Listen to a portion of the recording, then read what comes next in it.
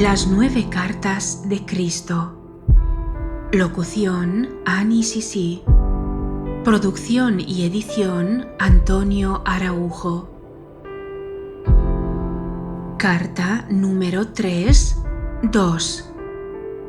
Moverse entre diferentes niveles de conciencia no es asignatura fácil o agradable. Es tan solo porque mi misión en la tierra no había quedado completa cuando morí en Palestina, por lo que ahora vuelvo para ayudarte a preparar tu entrada en la nueva era, una fase nueva de la existencia individualizada en la tierra.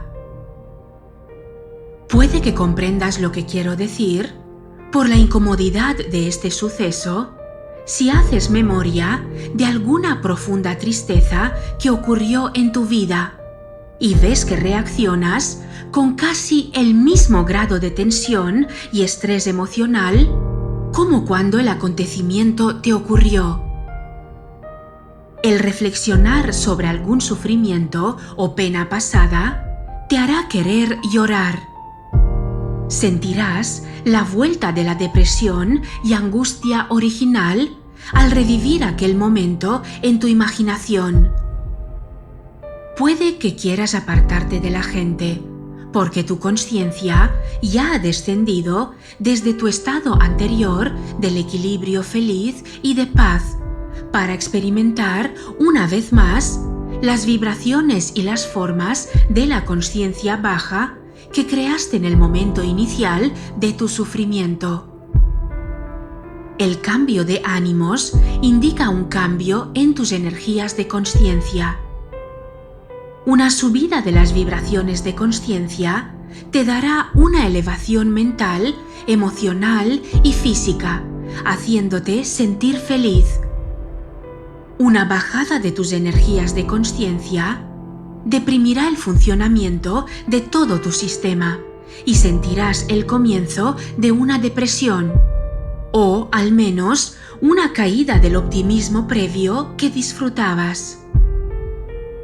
Te estoy explicando un hecho de la existencia. Tu universo entero manifiesta las diferentes frecuencias de vibración de las partículas de energía de la consciencia. Al moverse las frecuencias arriba o abajo, de un nivel a otro, así también las estructuras físicas y visibles manifiestan niveles de energía diferentes, y hay un cambio de patrones mentales y emocionales y de aspecto. Al descender desde mi estado de conciencia para volver a entrar en las condiciones de mis tiempos en la tierra, estoy movido tan solo por mi amor por la humanidad. Desde hace 2000 años, los cristianos llevan reviviendo el trauma de mi crucifixión. Algunas personas incluso han experimentado el estigma, que no es más que una respuesta histérica, morbosamente emocional a lo que creen que me pasó. La gente se excita hasta un punto similar al frenesí, mientras se imagina la angustia de mi sufrimiento antes de mi muerte. Su gratitud emocional por lo que soporté los pone en un estado de congoja física. Esto está siendo escrito en un día de Viernes Santo, y he venido especialmente para hablarte acerca de mi crucifixión y para decirte que debes abandonar todo drama referente al recuerdo de ese día. Morí, y eso fue, para mí, una liberación maravillosa. Es hora de que la gente se despierte de su largo sueño y que llegue a comprender la existencia como lo que realmente es, y la verdad con respecto a mi crucifixión, la cual ha estado oculta hasta este tiempo. En Viernes Santo, año tras año, a través de los siglos, Se ha creado un estado de ser de conciencia traumática y contaminada por todo el mundo, tan lejos de la dimensión espiritual de la conciencia creativa universal como dista el infierno del cielo.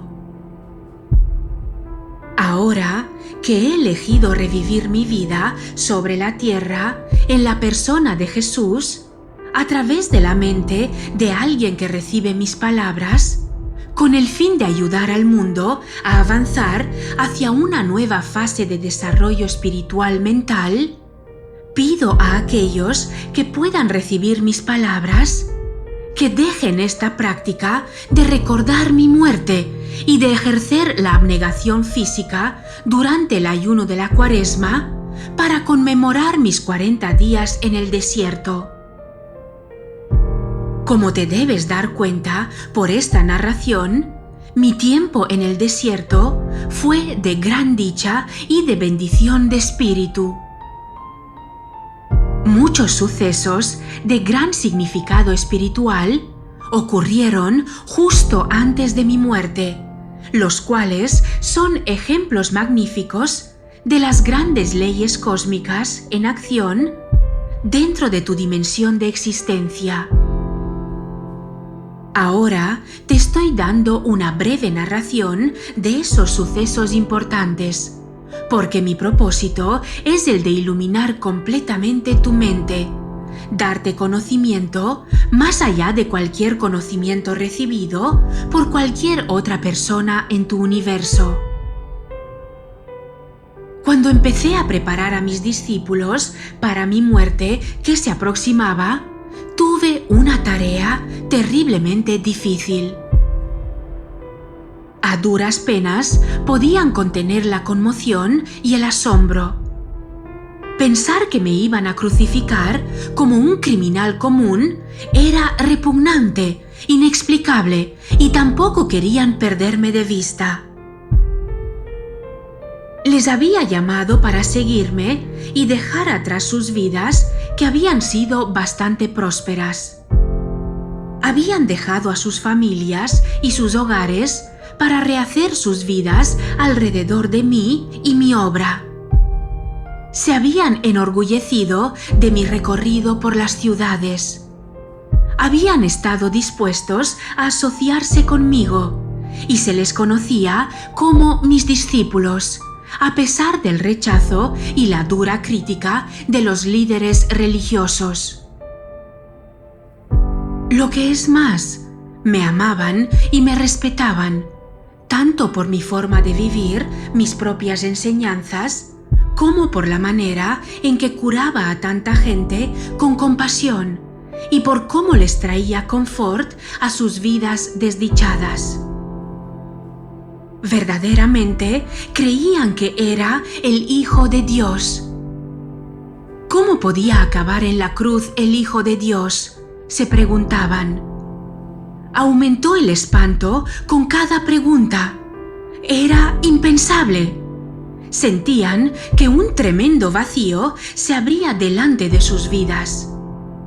Un vacío en sus vidas y un enorme cráter en la tierra donde pisaban, y una vasta extensión de inestabilidad y de falta de propósito dentro de ellos mismos. No se atrevían a contemplar mi próxima crucifixión de la que yo les hablaba. Tal suceso les destruiría todo aquello en lo que habían creído con todo su corazón. Por consiguiente, mis discípulos se resistían fuertemente y con locuacidad a lo que intentaba decirles, y afirmaban una y otra vez que tal cosa nunca podía ocurrir. Al ponerme firme contra sus tercas negativas, al final se vieron obligados a acallar sus argumentos y a aceptar externamente que tal cosa podría ser posible. Les dije que después de mi muerte me verían de nuevo y que esperaba que siguieran la obra que yo había emprendido. El dolor y las discusiones que había despertado en mis discípulos también me afectaron a mí profundamente. No era empresa fácil ir a Jerusalén, donde me esperaba mi destino. Más que cualquier cosa, me preguntaba si estaría a la altura de este gran reto a mi resistencia. ¿Sería capaz de trascender la condición física y entrar en la conciencia del Padre Universal y quedarme allí hasta que muriera? Había veces que estaba profundamente asustado ante la prueba, pero no me atrevía a revelar mi temor a mis discípulos. Por tanto, empecé mi último viaje hacia Jerusalén con sentimientos poderosamente mezclados. Por una parte, estaba cansado de curar y hablar y enseñar a la gente que escuchaba boquiabierta sin tener ninguna comprensión de nada de lo que intentaba contarles. Había pensado que mi conocimiento haría capaz a la gente de salir de su miseria y, al menos, hacer contacto con el Padre y obtener una vislumbre del reino de los cielos. No había ninguna evidencia de tal despertar espiritual, ni siquiera entre mis discípulos. Mi decepción y sentido de fracaso me hizo estar contento de irme de la vida terrenal hacia la gloriosa existencia que sabía que me esperaba después de mi muerte. Al mismo tiempo, me preguntaba cómo iba a resistir el dolor de la crucifixión. A través de mi misión, había vivido en un estado mental, más o menos consistentemente pacífico, frecuentemente exultado con los pensamientos fijos en la conciencia amorosa del Padre, autor de todo ser, sabiendo que solo tenía que pedir y lo que pidiera rápidamente sería manifestado. ¿Podría mantener mi ecuanimidad cuando me trajesen ante el consejo, al llevarme a mi crucifixión, cuando me clavaran en la cruz con mi peso colgado de mis manos? Porque estaba dando lugar a dudas y temores, se me bajaba el nivel normal de mis frecuencias de conciencia. Me estaban bajando hasta las frecuencias de la conciencia del plano terrenal. Volví a ser víctima de mi vieja agresión, que me incitaba hacia actos irrazonables, lo cual nunca hubiera contemplado antes cuando estaba en mi estado anterior de total armonía con la conciencia del amor Padre. Mis dudas y conflictos se externalizaron en mi vida como emociones e impulsos humanos que contravenían la ley cósmica del amor. Primero ocurrió el episodio de la higuera. Tenía hambre y fui al árbol realmente sin esperar encontrar fruta, porque no era la estación de los higos. Al ver que la búsqueda era infructuosa, maldije la higuera. 24 horas más tarde, se había marchitado hasta las raíces. Fue una experiencia terrible. Era la primera vez que mis palabras habían causado daño o algo. Sin embargo, demostró claramente a mis discípulos el poder del pensamiento, para bien o para mal. Les demostró que cuanto más espiritualmente evolucionada es una persona, mayor es el impacto de sus palabras en el medio ambiente. Aproveché la oportunidad para señalar a mis discípulos que me había comportado sin pensar, como lo hace el hombre o mujer promedio que, teniendo grandes esperanzas, no consiguen lo que quieren. Suelen reaccionar con enojo, lágrimas e incluso palabras agudas que pueden o no ser una especie de desear mal o de maldecir a la persona que les haya negado el deseo anhelado en su corazón. Ya habían visto ellos mismos lo que mi maldición había hecho a la higuera. Ahora deberían comprender que, mientras que una fuerte convicción les podría conceder cualquier cosa que pudiesen desear o imaginar, también deberían estar constantemente conscientes de su propia condición mental, emocional. No debían guardar rencor contra los demás, sino que debían perdonar rápidamente. De lo contrario, podrían hacer mucho daño a aquellos contra quienes sintieran resentimiento, lo cual se les devolvería en el debido tiempo como la cosecha de su siembra.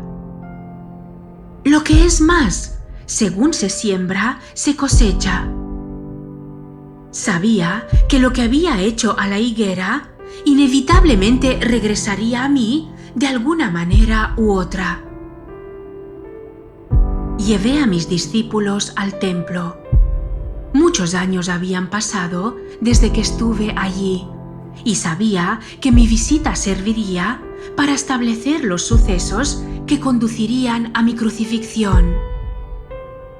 Algunas personas me reconocieron y como respuesta a sus peticiones me puse a enseñarles. Se juntaron más personas y se apiñaron los prestamistas, quienes empezaron a quejarse. Sus gritos y quejas ruidosas rompieron el hilo de mi pensamiento mientras enseñaba. De repente, monté en cólera. Había aquí personas sinceras que me rodeaban deseando oír palabras de vida, las cuales, pronto, no podría contarles. Y ahí estaban los prestamistas que vivían vendiendo ganadería para los sacrificios, que no hacían ningún bien a la gente. Estos hombres solamente traían deudas y miseria a la gente. Sentí la sangre subirme a la cabeza y dando empujones a las mesas, las tiré esparciendo el dinero y eché fuera del templo a los hombres de corazón duro que pensaban tan solo en el dinero. Entonces hubo una tremenda conmoción de gritos y chillidos. Algunos pelearon para recoger el dinero. Los prestamistas me maldijeron, denunciándome como malvado, como si hiciera el trabajo de Belcebú y otros 1000 demonios.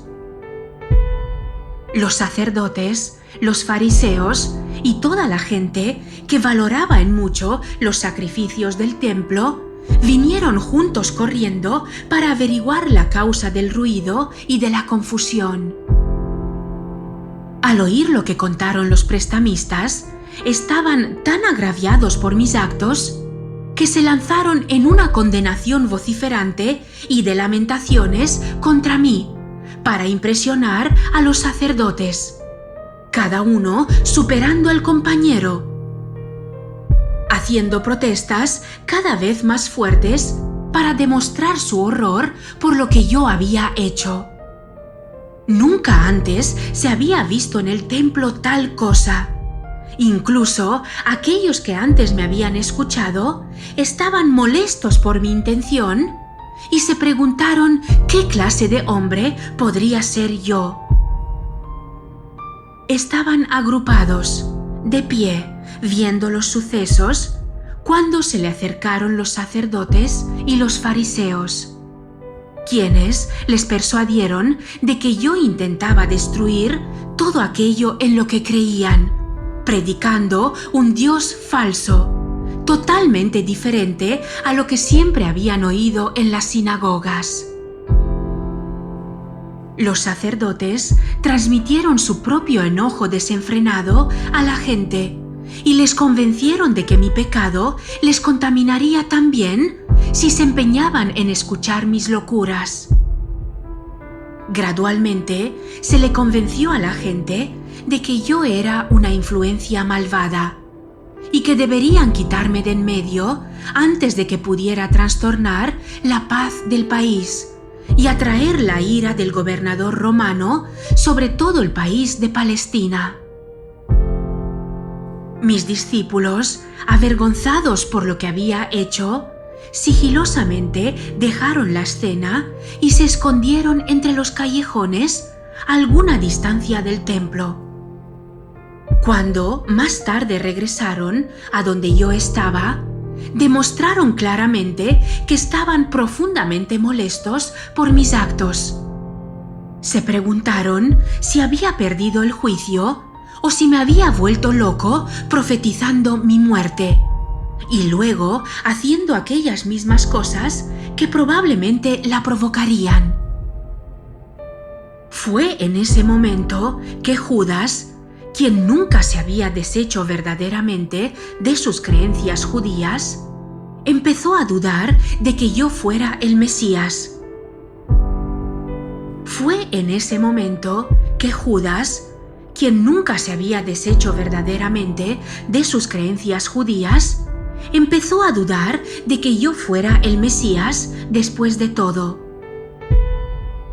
Llevaba 3 años enseñando al pueblo y no había una disminución del dominio romano.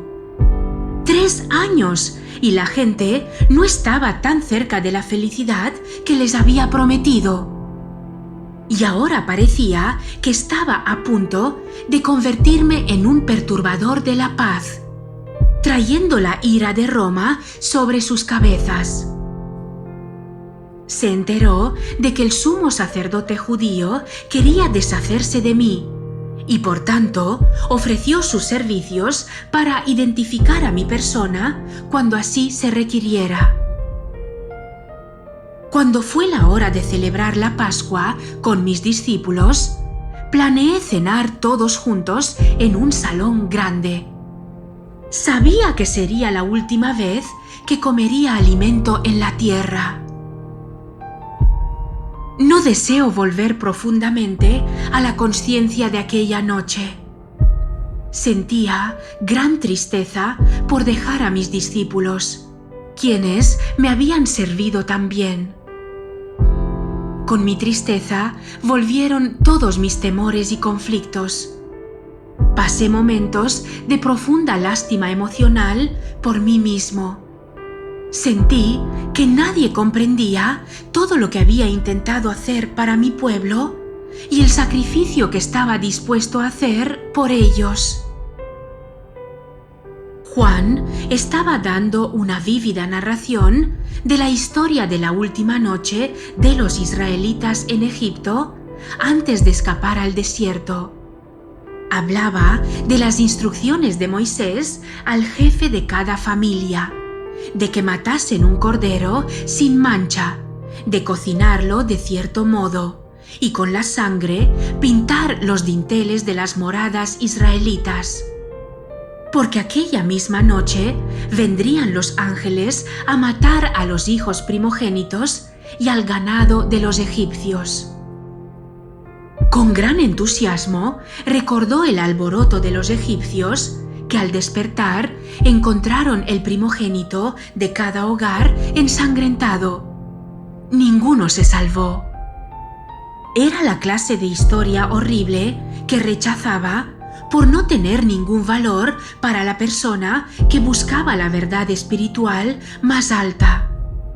Me preguntaba, ¿cuánto realmente habían entendido mis discípulos cuando les hablaba de su Padre Celestial y su amor por toda la humanidad?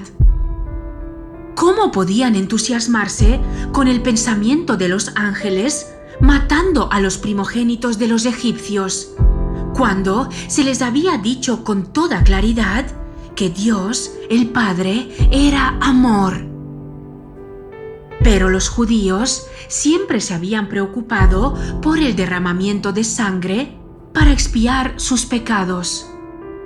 Incluso Abraham, el fundador de la nación israelita, se convenció de que debía llevar a su único hijo al desierto y matarle y ofrecerle como sacrificio a Dios. un pensamiento pagano y repugnante. Pensé en los sacrificios de animales en el templo. Amando a todos los seres vivos como lo hacía, esta práctica era una abominación para mí. Y ahora yo estaba a punto de ser llevado a la muerte, porque me había atrevido a pronunciar las palabras de la verdad. Y cuando consideraba lo poco que había conseguido en transmitir mi conocimiento, me preguntaba ¿por qué se me había confiado tal misión? Sentí un espasmo momentáneo de resentimiento y enfado, entretejido con mis sentimientos habituales de amor hacia estos hombres. Con algo de cinismo me preguntaba qué recuerdo eficaz podría dejarles para volver a traer a sus mentes todas mis enseñanzas cuando ya no estuviera con ellos. Si podían olvidar tan rápidamente todas mis enseñanzas sobre el amor del Padre y disfrutar la historia horrible de la Pascua mientras todavía estaba en la habitación con ellos, ¿cuánto recordarían cuando muriese como un malhechor en la cruz, la más ignominiosa de las muertes? Luego me vino a la mente que si el derramamiento de sangre tanto les conmovía, les daría sangre para que me recordaran. Con estas reflexiones irónicas, cogí un pan, lo partí, lo pasé a mis discípulos y les dije que lo comieran. Comparé el partir el pan con el fruto de mi cuerpo partido y les pedí que repitiesen el partir el pan y su distribución como medio de recordar el sacrificio de mi cuerpo, para traerles la verdad acerca de Dios y la verdad acerca de la vida, la verdad acerca del amor. Dándose cuenta de que yo estaba de un humor extraño, dejaron de comer, escucharon, tomaron el pan y lo comieron en silencio.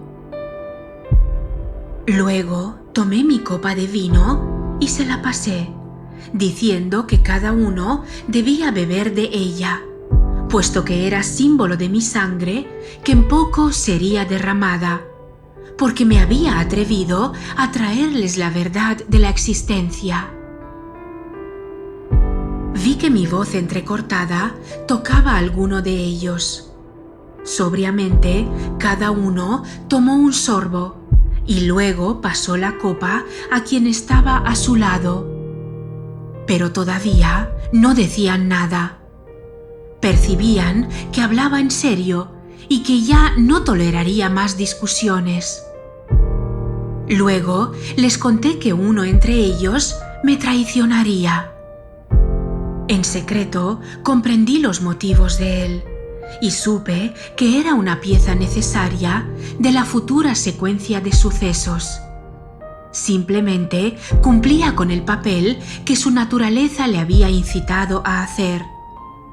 Yo sabía que él sufriría mucho y sentí compasión por él, pero yo me guardé estos pensamientos solo para mí. Al mencionar que uno de ellos me traicionaría, le dije a Judas que se marchara a hacer rápidamente lo que tenía que hacer. Los discípulos cobraron vida, preguntándose si realmente esta era su última cena conmigo. Había mucha congoja emocional, preguntas, incluso recriminaciones por haberles metido en tal trampa. De nuevo se preguntaron qué harían con sus vidas después de que yo me fuera. Serían objeto de burla, decían discutiendo. Nadie volvería a confiar en lo que dijeran. Profundamente entristecido por su respuesta egoísta ante mi apuro, les aseguré que no tenían que temer por su propia seguridad. Me abandonarían y no habría conexión entre ellos y mi crucifixión. Les sugerí que después de mi muerte se dispersaran y volvieran a Galilea. Pedro se conmovió profundamente y reaccionó con vehemencia, negando que algún día me abandonaría, pero por supuesto lo hizo. En este momento de mi propia necesidad, todavía me encontraba con una total falta de comprensión, incluso resistencia, aún después de todo el amor que había sentido hacia los hombres y de todo lo que anhelaba lograr por ellos. Su única preocupación era la de qué les ocurriría a ellos. No hubo ninguna palabra amable, ofrecimiento de ayuda, ni angustia por mi dura prueba. ¡Qué duro era el corazón humano!, pensaba.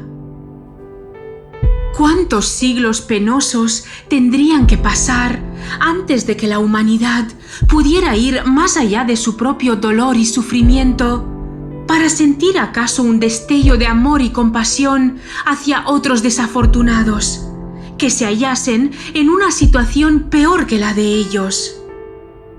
Y así, aunque profundamente decepcionado, incluso dolido por sus reacciones egoístas, también les comprendí e intenté dar a mis discípulos valor para enfrentarse con el futuro.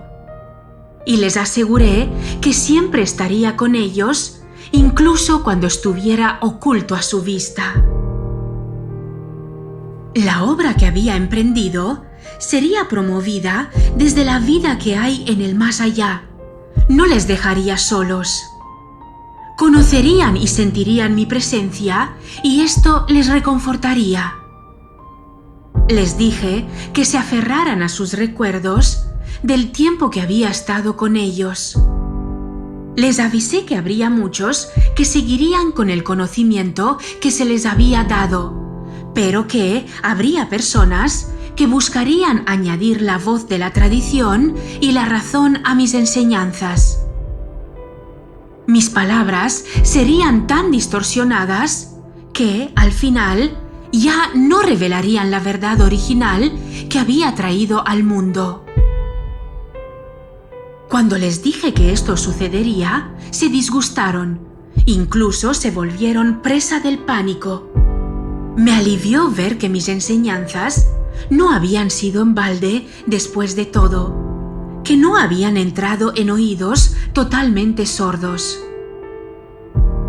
Me pidieron que les contara más, pero levanté las manos y dije que eso era todo lo que podía decir.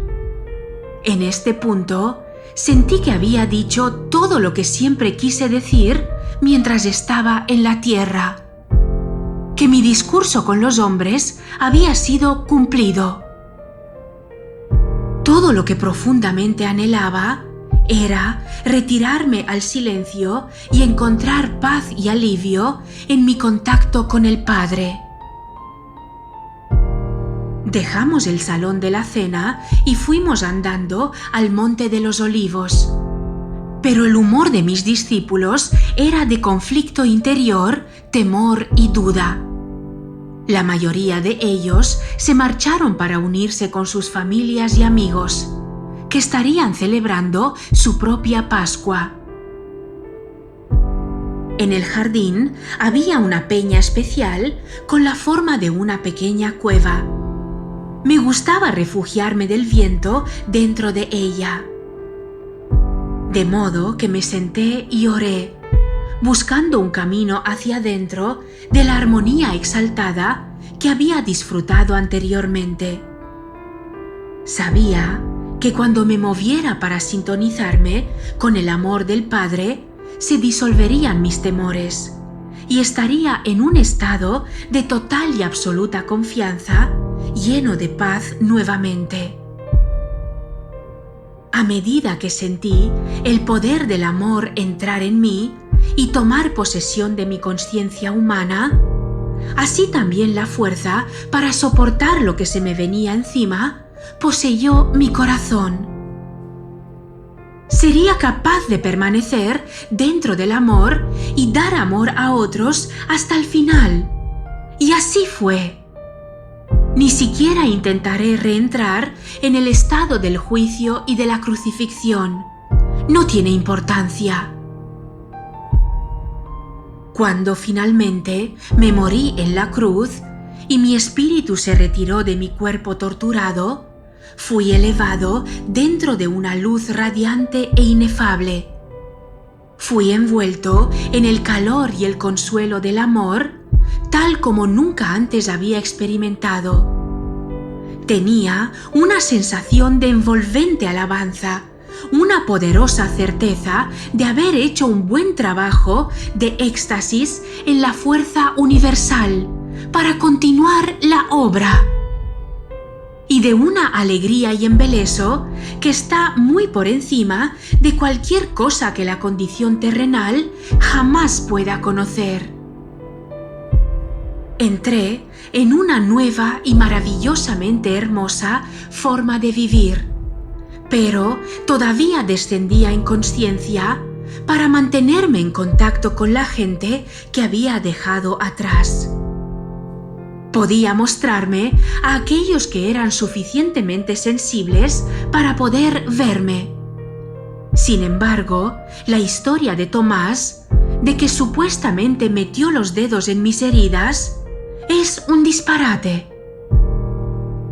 Mis discípulos no sabían que había concertado en secreto con José de Arimatea que después de mi muerte llevase mi cuerpo a su propia tumba sin usar, donde lo ungiría según la costumbre antes de la puesta del sol. Luego, cuando cayera la noche y todos en Jerusalén estuvieran cumpliendo el Sabbat, ayudado por 2 sirvientes de confianza, a caballo, llevaría mi cuerpo a escondidas durante la noche y por caminos ocultos de día a una ladera en las afueras de Nazaret, en Galilea. Ahí, y ayudado por mi familia, si seguía mis instrucciones, encontraría una pequeña cueva oculta que me había dado refugio de las tormentas y de la gente, cuando era un joven infeliz y rebelde, y estaba contrariado con el mundo. José me prometió que encontraría la cueva, siguiendo un mapa que le había dado, y que me dejaría allí después de otro embalsamamiento. Luego reconstruiría la pequeña entrada para librarla totalmente de posibles intrusos. Allí mi cuerpo ha descansado, libre de molestias. Se ha dicho que mi cuerpo resucitó de entre los muertos. ¡Qué absurda cosa! Inventada por mentes terrenales, de quienes no sabían cómo explicar satisfactoriamente mi muerte en la cruz como un malhechor. ¿Qué necesidad tendría yo de un cuerpo terrenal para continuar la existencia en la siguiente dimensión? ¿Cómo puede persistir tal mito ridículo incluso en el siglo XXI? Esto da la medida de la falta de comprensión de los cristianos, el que haya aceptado ciegamente tal dogma hasta hoy día. Piensa en esto con cuidado. Habiendo sido librado de un cuerpo terrenal, y después de mi experiencia de éxtasis y de glorioso arrobamiento, de pasar a una dimensión sublime de la conciencia universal, ¿por qué querría yo volver a la dimensión terrenal para entrar en mi cuerpo otra vez? ¿De qué utilidad sería para tu mundo o para el mío? Mientras la sustancia física de mi cuerpo podría ser espiritualizada, cuando estuviese perfectamente armonizado con la conciencia amorosa del Padre, cuando todavía vivía en la tierra, ¿no sería un estorbo y un obstáculo para mis viajes posteriores dentro de los reinos espirituales más altos? Las cosas visibles no son más que una manifestación de las frecuencias vibratorias específicas en la conciencia que producen un titileo de motas o partículas, dando un aspecto de materia sólida. Cada sustancia visible posee su propia frecuencia de vibraciones única. Un cambio en la proporción de las vibraciones produce un cambio en el aspecto de la materia. Al cambiar las energías de la consciencia, así también cambia el aspecto de la materia. Por consiguiente, era posible que yo enfocara y bajara las frecuencias de mi consciencia a tal punto que mi forma se hiciera visible al ojo humano. Podía volver a mis discípulos y ser visto por ellos, y así lo hice. Los amaba más que nunca y les debía tanto consuelo y apoyo como era capaz de darles después de mi muerte. No solo esto, era necesario dirigir mi propio poder dentro de sus mentes con el fin de darles el ímpetu y el valor para seguir la obra que había emprendido. Sin embargo, quiero que sepas que la consciencia individualizada que haya ascendido en frecuencias vibratorias hasta los mismos portales de la dimensión creativa universal se convierte en luz individualizada. Una consciencia individualizada que no necesita ningún cuerpo para expresar y disfrutar de todo lo que la consciencia gloriosa pueda idear en los reinos espirituales más altos. Es un estado supremo y extasiado de ser, sin tener ninguna de las necesidades, deseos o impulsos experimentados por aquellos que no hayan subido plenamente más allá y por encima del ego. Mientras vives en la tierra, tu mente permanece anclada dentro de ciertos parámetros de frecuencias vibratorias, encerrada en un cuerpo que tiene sus propias necesidades. Si tu consciencia verdaderamente se elevara más allá de estos parámetros, tu ser terrenal desaparecería. Cuando yo estuve atrapado en un cuerpo, yo también estaba, en gran medida, confinado a estos parámetros de frecuencias vibratorias y de la consciencia.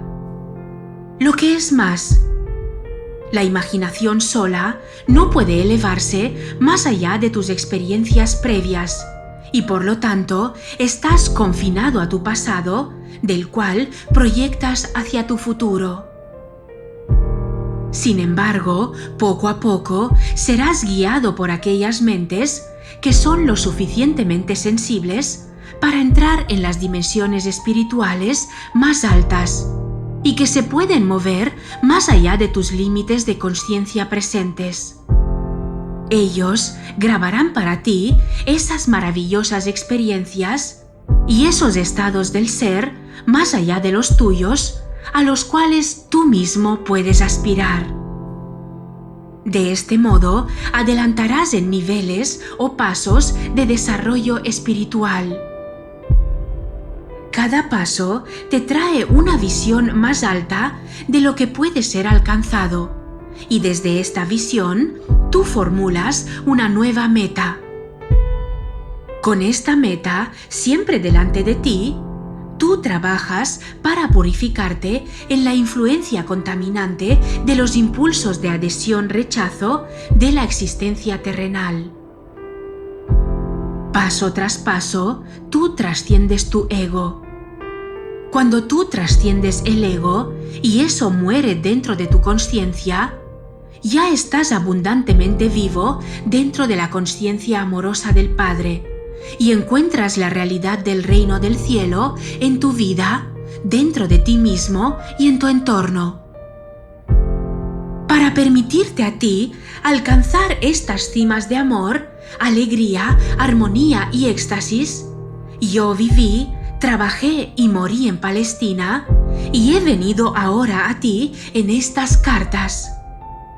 No dejes que mi trabajo sea en vano esta segunda vez. Conforme leas estas páginas, Busca, medita y ora para conseguir inspiración. Llegarás a sentir la respuesta del Padre, y si escuchas cada día con atención, oirás la voz del Padre. Esta voz está siempre contigo. Quita las barreras creadas por tu propia voluntad.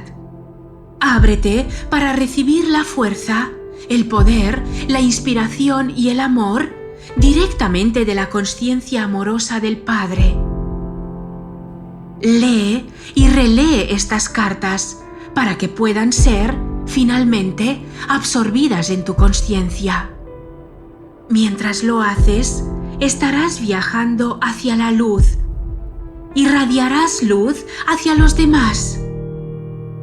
Tal luz no es luz como la de la electricidad, sino que es de la misma naturaleza que la conciencia universal que te describí en mi carta número 1. Por lo tanto, mientras irradies la luz, irradiarás el amor incondicional.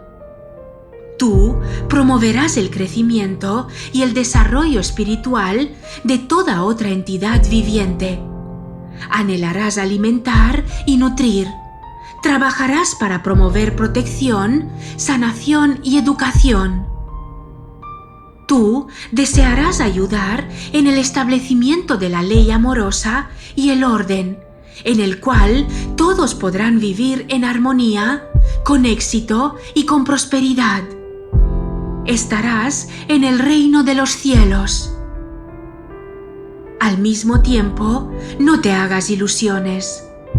Mientras se dan pasos para presentar estas cartas al mundo exterior, habrá exactamente las mismas recriminaciones, la misma condenación, las mismas habladas de Satanás, del diablo, como las hubo cuando enseñé al principio en Palestina. Ánimo, reza para ser valiente. Aquellos que aguanten hasta el final se elevarán por encima de la confusión y la violencia y descansarán en la paz y la alegría del reino. Y así es.